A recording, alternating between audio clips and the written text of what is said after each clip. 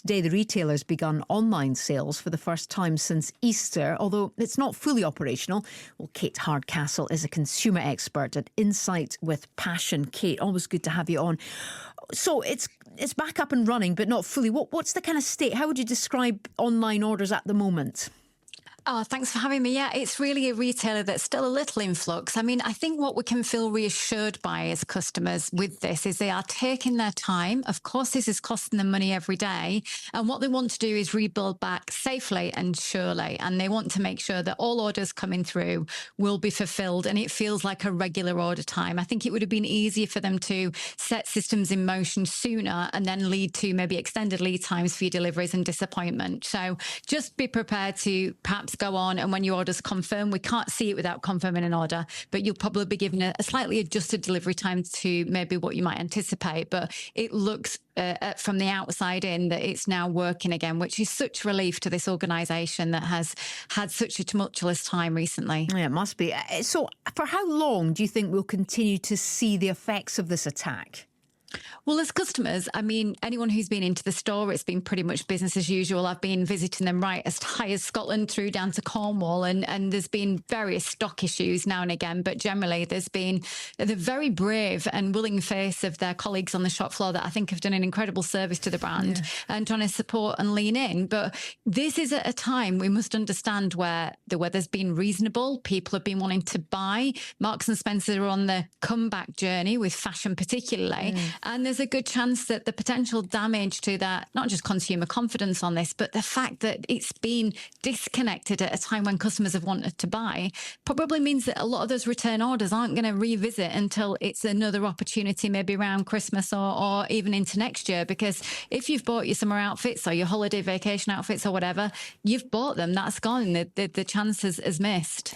So, Kate, how much damage do you think this has caused to M&S in terms, I suppose, of its sales, but also reputationally? This is a beloved brand, and that serves for them really well because there's been so much tolerance and patience. Very rarely will you see messages on social media platforms with customers just genuinely saying, I'm going in to support them. I'm going to buy anything, even if I don't need it, just because I want to rally them and show my local store I care. That's pretty incredible. And that's the power of the brand and how long it's been part of our retail infrastructure across the UK. But truly, there is always going to be some customers, maybe they're not as confident online, maybe they're just very, very aware of their online security, who are going to feel a little nervous. Maybe they might only return into stores now.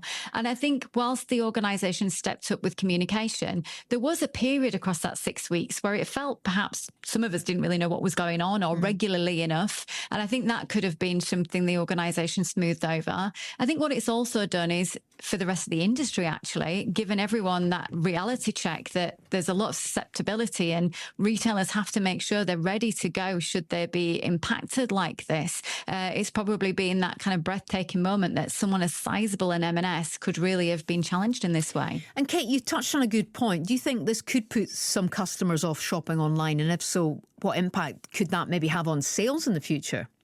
Look, I speak to a lot of customers all across the UK every week, but I'm going to bring my own parents into it here and give you a case in point. They are regular customers of the brand and they have vowed that's it for them. They were nervous anyway, and they do not want to do anything other than stay to the store. And the phrase of my parents are in the 70s was, we know where we are with it. I kind of understand that. Now, whether that changes and they get the confidence back, I don't know. What I think is interesting is they were a customer that actually were probably tempted online by M&S because the trust was in the brand anyway.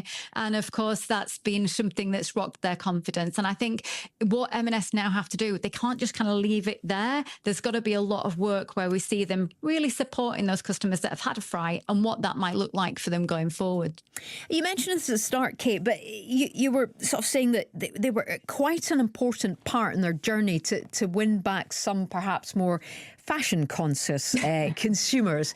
Is that, I mean, the timing of this was pretty disastrous, wasn't it, for the brand when it was, I suppose, sneaking back into those style type magazines, I think?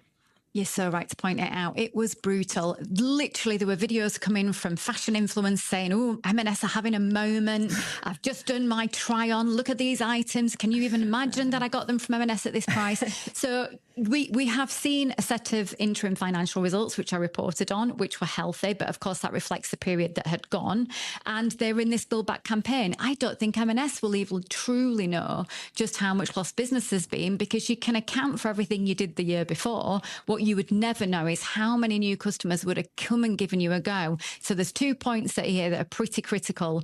The next fashion launches and ranges for autumn have to be just as good to try and win those people back again. And they're going to have to make sure they keep communicating with those people perhaps who are very fickle, haven't given them a go back again yet, or maybe have never even tried the brand and they're a new customer entirely, and make sure it's just as good to keep tempting them back. But you can just imagine the buyers just kind of sat with their head in their hands going, this range is everything we'd wished for, and we can't get them into the website. So yeah, no pressure. Very then. challenging times, exactly. Yeah, and how worried will other retailers be, do you think, about this potentially happening to them? What are you picking up? Genuinely having conversations up and down with retailers, all shapes, all sizes, who are really questioning not just their infrastructure, how technology isn't just a separate department now, but it's a core value within the business and everything it does, but almost their war plan of what happens and how they communicate. Because I think what we've seen, and I've got to give kudos to a brand here, they did communicate very quickly, very well. And what I feel they've done is they've returned only when it was safe to do so. And I think that's so imperative for brands that are trusted. So I am hearing certainly a lot of planning, a lot of focus, but actually there has been a lot of respect, retailer to retailer, that this could have genuinely, it seems, happened to many, many brands as well. Indeed, something good come out of it. Thank you so much, Kate. Always fascinating speaking to you. Kate Hardcastle there, consumer expert at Insight with Passion